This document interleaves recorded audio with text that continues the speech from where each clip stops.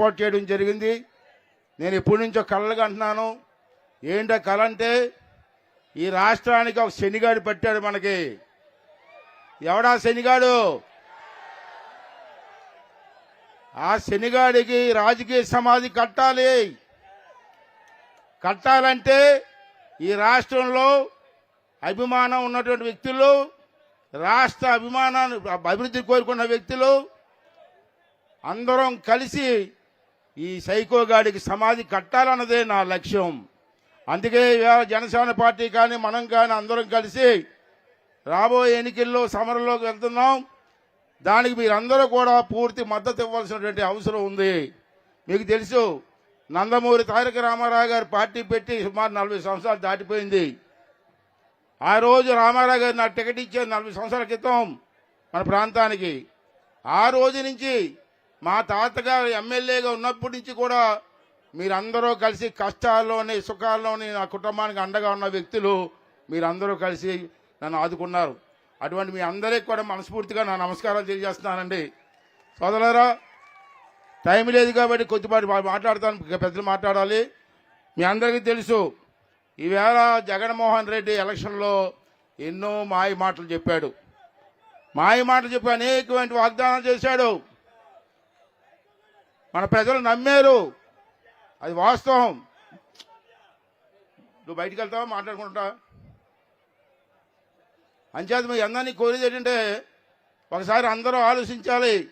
మా భవిష్యత్తు కోసం కాదు, ఈ రాష్ట్ర భవిష్యత్తు కోసం, మన పిల్లల భవిష్యత్తు కోసం మనందరం కూడా ఆలోచన చేయవలసిన అవసరం ఉందని చెప్పి ఈ సందర్భంలో మనం చేస్తున్నాను.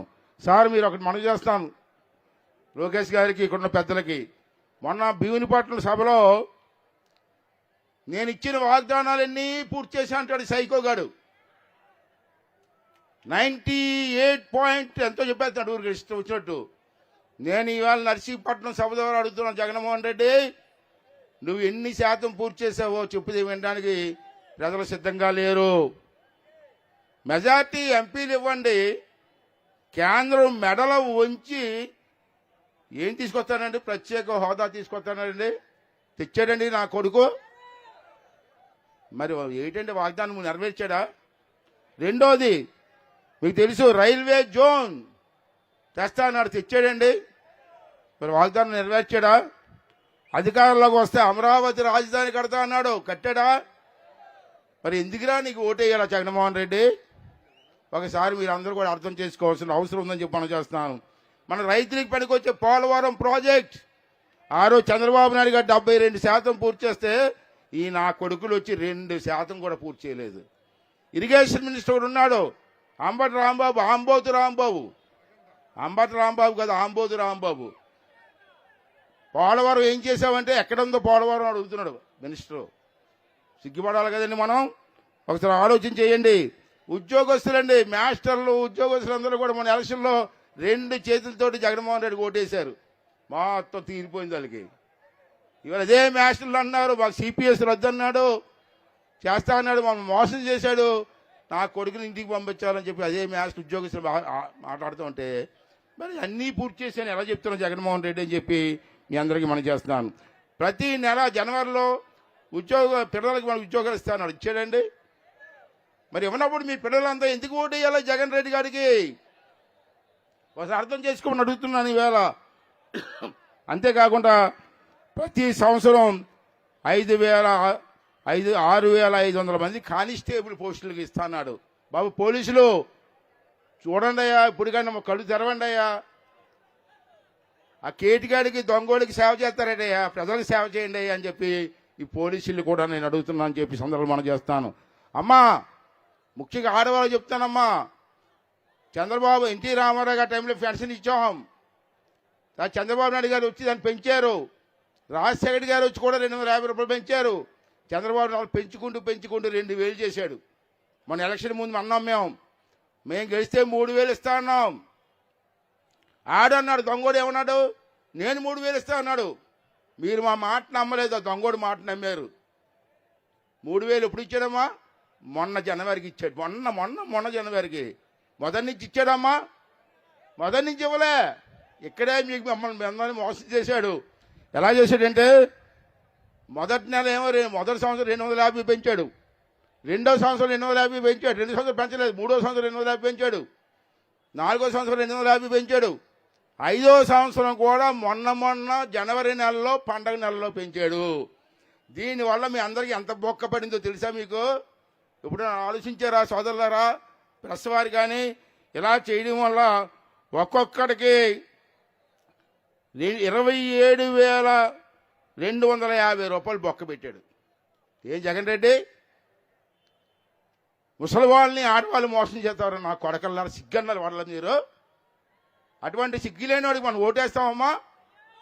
ఒకసారి అర్థం చేసుకోమని చెప్పి అడుగుతున్నాను. ఇవాళ తల్లిని చెల్లిని తరిపించినోడు మీ ఆడవాళ్ళని బాగు చేస్తాడమ్మా? బాగు చేస్తాడా? ఇంకా మీరు నమ్ముతున్నారా?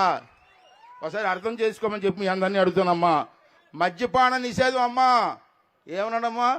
వచ్చిన వెంటనే అమ్మలారా 2-3 నెలల్లోనే తీసేస్తా అన్నాడు. ఆ రోజా ఏముందమ్మా? మద్యపానం తీయకపోతే మీ దగ్గర ఓటుకే రానుంది. మరి వేల వరకు తీయలేదు కదా, ఓటు అడుగుతారా వీళ్ళు? ఓటు అడిగే ధైర్యం ఉందమ్మా వీళ్ళకి?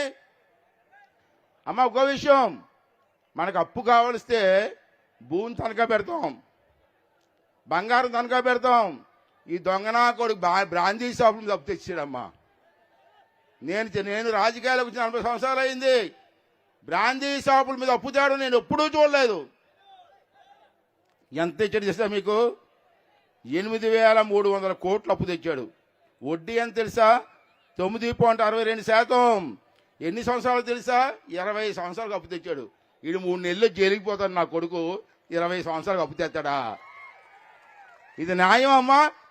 ఇది ధర్మం అమ్మా? ఒకసారి ఆలోచన చేయవలసిన అవసరం ఉందని చెప్పి మనం చేస్తానమ్మా. ఇదే కాకుండా కరెంట్ ఛార్జీలు పెంచాడు, నిత్యావసర వస్తువులు పెంచాడు, అదేవిధంగా ఆఖరికి చెత్త మీద పండేసి చెత్త నా కొడుకు అమ్మీడు. వీడికమ్మా మనం ఓటేస్తాం. ఒకసారి అర్థం చేసుకోమని మనం అందరిని అడుగుతున్నామ్మా. అంతేకాకుండా ఇవాళ లోకేష్ గారు నేను కలిసి కొన్ని రోజులు నేను లోకేష్ గారు కలిపి పంచాయతీ మినిస్టర్ చేసాం. నా తర్వాత వారు చేశారు. ఇద్దరం కలిసి పల్లెటూరులోని అన్ని ప్రాంతాల్లో కూడా 25,000 కిలోమీటర్ సిమెంట్ రోడ్ వేసాం. దమ్ముంటే రారా చెప్తాం మేము, దమ్ముంటే రా చూపిస్తాం. నువ్వు వచ్చిన 5 సంవత్సరాల్లో నువ్వు ఎన్ని కిలోమీటర్ సిమెంట్ రోడ్ వేసో ధైర్యం ఉంటే రారా మాట్లాడుకుందాం అని చెప్పి ఈ సందర్భంలో మీ అందరి ముందు మాట్లాడుతున్నానమ్మా.